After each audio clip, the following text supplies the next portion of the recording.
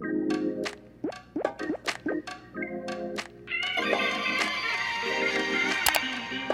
staff of Operation Tomatometer, like, trying to remember, like... Hey guys, I'm Angeline and Wren. And I'm Wren Walston.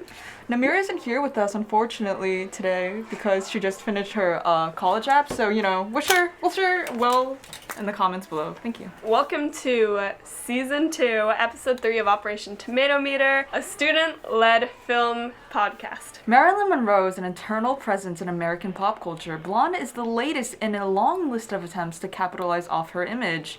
This extremely divisive movie is based on a novel by Joyce Carol Oates depicting a fictionalized version of Monroe's life, from her childhood up until her death. This film stars Ana de Armas as Marilyn Monroe and is directed by Andrew Dominic. Now let's get into the episode. So, I think I should preface this by, saying, last night, instead of watching the one in 2022, I watched the one from 2001 first by accident, and then I was like, wait. And then I was, looking up, critiques online and stuff, and, the trailers and stuff, and I was like, this doesn't look like the same actress. I was, wondering what was happening. So, but I did watch the other one after. It was just the same thing. Didn't you realize that we're supposed to be reviewing new content? Hey, I didn't see the date, so.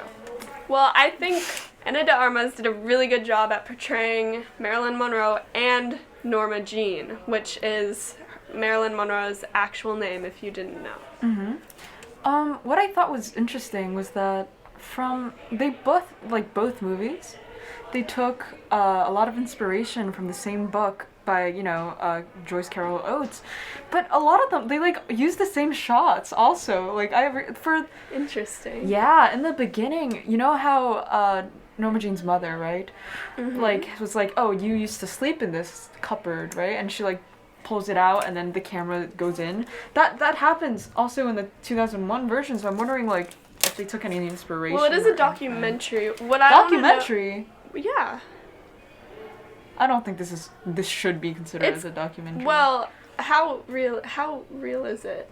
I actually don't know. It's very no, I do. It's very unreal. That's what all the controversy is about. It's because it's we were defiling Marilyn Monroe's image after her death. One thing, it's very important that we mentioned that a fictionalized version. Yeah, fictionalized versions of Monroe's life. What's interesting is the relationship. First, what was startling, right, was the relationship between her and Charlie. Oh, Charlie Chaplin's sons. And the other guy. No, they weren't brothers. Are they brothers? They're not. They're just both sons of movie stars. Which I guess they related to her in that sense, because she was in the press and in the media, not as herself, and they are always, because they're the sons of these famous people, in the media, whether they like it or not. Yeah, but what was interesting, which is why I wouldn't call this a documentary, was that was entirely fictionalized. That wasn't real. And the fact that they spend so much time, I don't know, sexualizing that relationship and making it this, I thought some scenes were unneeded in order to convey, I don't know, the level of intimacy. I agree. I think what made it so controversial to many viewers is how much she was sexualized in this movie. Mm-hmm. There was just a lot of unneeded, there was a lot of things you could have done in a different fashion to show off give off the same effect. It almost felt like they were doing that, in a way to, contradict themselves. They're using nudity to promote this movie in a way, they're shaming Hollywood with for doing, in the past. Yeah, but during the time period that it takes place in, woman didn't really, she doesn't stand up for herself in the movie that much. Near the end, she gets there a little bit more, but this is just the time period, and honestly, it shows those are some scary times. Honestly, that was very interesting, because in the movie that was made in 2001, she does stand up for herself. She acknowledges it. I wonder if they cut it out or something, or some editing. I wonder if anyone added that standing up. But in the 2001 movie, she recognized, she was like, yeah, I know that they do this. I know why I'm being casted. I know they're just sexualizing me. I know this. But in the, in the 2022 there are a few flashbacks that show, she knows this. Mm-hmm, but it's not But voiced. she's still, she just goes on with it. I think the cinematography in this movie was very impressive, and it kind of felt like an indie movie that you would see in a modern art museum. Yeah, I really like the way they, you know how, you know, back in the day, back in the day, like, they had, like, smaller screens and stuff, so they cut off, like, the sides, the black boxes were bigger, right? Mm-hmm. They also did that in the one in 2001. I keep comparing it, but... I think the 2001 one, it was still like that. I don't think so. I don't know if you noticed, but in the beginning, when she was a little girl, it was a square framed, which I think really showed the progression of, like, time very well, like, subtly. Mm-hmm. But let's talk about the grayscale versus the color scale of the movie. It switched back and forth. Honestly, it just... like, it works for the movie, but it does feel cheap. Like, do you think it symbolized anything? Definitely, like, when she was, like, at a loss, when she was, like, desperate, when she felt, like, beaten down and battered. When like, she felt lonely. Mm-hmm.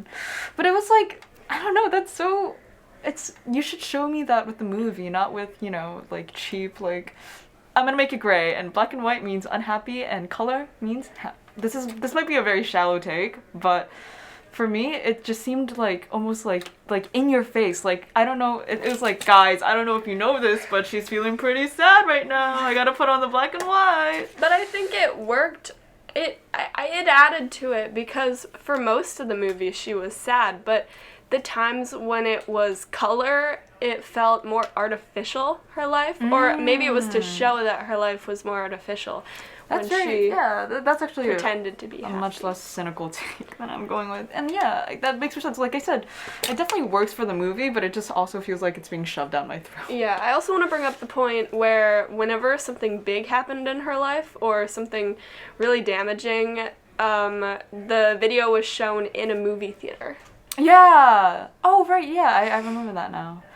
That was also very interesting. And segueing off of that, like, the soundtrack for this, like, how they, like, fit her song. It was so eerie. It was good, though, like, how they fit, like, her songs, like, perfectly into, like, the movie. How they use that as the way to, like, transition into, like, music videos seamlessly in and out. That was not perfect, but, you know. Wait, can I add something to the sound? Sure, yeah. Okay, in the beginning, where she's talking about her father, and then it's the birthday cake scene, you can hear the fly. There's a fly sound. Oh my, yeah, that was like... I took it as like, oh, her life was not perfect at all before there was like, it was almost rotten. Mm-hmm. And so there were flies around. You know what's interesting about like her and her mother's relationship depicted in this movie? That it wasn't real. Like, apparently, according to her actual like biography and, you know, like actual, you know, fact, and like actual like historians, they say that like, her and her mother never denied her, like, seeing her father's pictures and, like, a lot of, like, that. There's just a lot that they definitely, like... I feel like they simplified her life. Because life, of course, is very nuanced. Yeah. But to make this movie, they almost, like, dumbed it down. They, like, simplified it so it was, like, an easier character to understand. So I think they just vilified the mom to be like, oh, classic evil mom, guys. And then has a child who grows up with...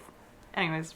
Trauma. Mm-hmm. And speaking of trauma, okay, this is definitely pro-life propaganda. I don't know. Yeah. You know, Planned Parenthood said it was, and it was gross to even watch. It was horrendous. I cannot believe that they would put this in a film in 2022. 3 times.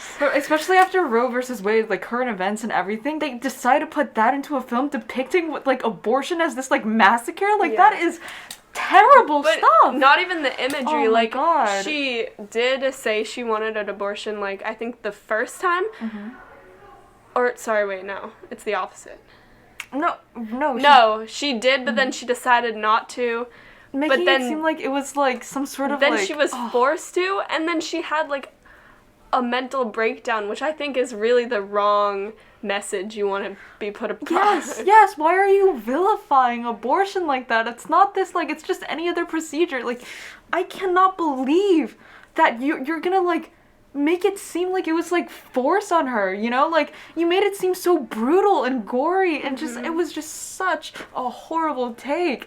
I cannot believe... 3 times. Yeah, and, like, the fact that they, like, this is, like, it's just honestly...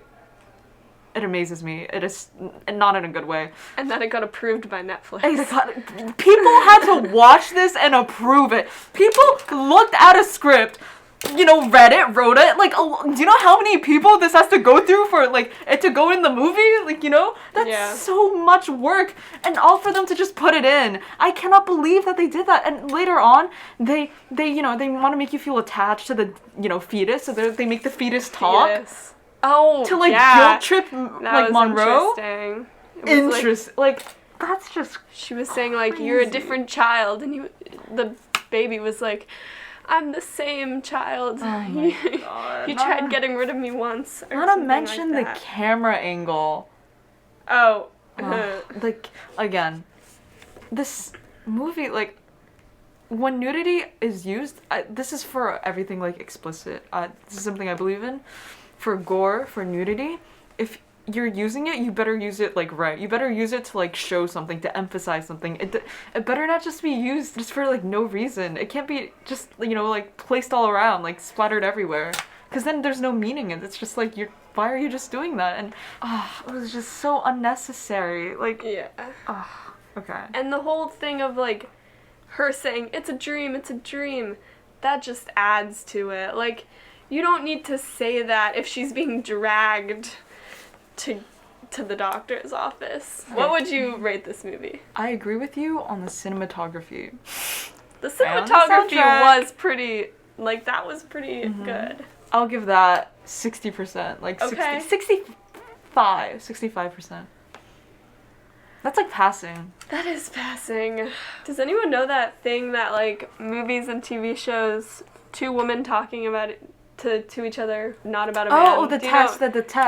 What is that called? The Burr's test. You don't Bechdel test. No, okay. no, it's not called Bechdel. It is Bechdel test. No, but it's not pronounced Bechdel. Hold on. Okay. How do you go about pronouncing it? Bechdel test. Bechdel test. So this movie definitely does not pass the Bechdel test. Oh my God. Definitely does not. I think she's, like, the only female in the movie, I have to say. Not the only main female with a character who gets, like, name. development, who isn't just, like, a flat character for the sake of moving the plot along. Yes. So I would have to give it a 62. I think this is the first time I've gone lower than you, because I really did enjoy the cinematography, but the story in this day and age is, like, not okay anymore. I'll go with the 60. I don't mind going down, trust me. I don't want to be too mean, that's why I went up, but yeah. I'll go with 60. I'll go 62. Yes. I'm good with 62. Okay. We've agreed on 62. I did look it up. The audience score on Rotten Tomatoes is a 32. We're being very generous. Which is, yeah. So this has got to be a her arm can't move. This has got to be a 2 thumbs down. Do better, Hollywood. Anyways, thank you guys. Do better, Netflix. Netflix. I think it was released in theaters, though. It was. No, it was. Yeah. I think that's why it's an NC-17, because movies... There's a lot of movies on streaming platforms that should probably be rated NC-17, but would only be rated that if they actually went into the movie theaters. So I'm surprised this one did. I think that about wraps up today's episode. Thank you for watching. Stay tuned for more tomato-tastic content from Operation Tomatometer on Apple Podcasts, and check out The Classic and Classic Critic on Instagram and TikTok at THHS Classic. Let us know in the comments what you thought of today's episode and what you thought of the movie, because it was bad. No, I'm kidding. No, I'm not kidding. Okay. Thanks for watching. See you next week. Bye! Bye!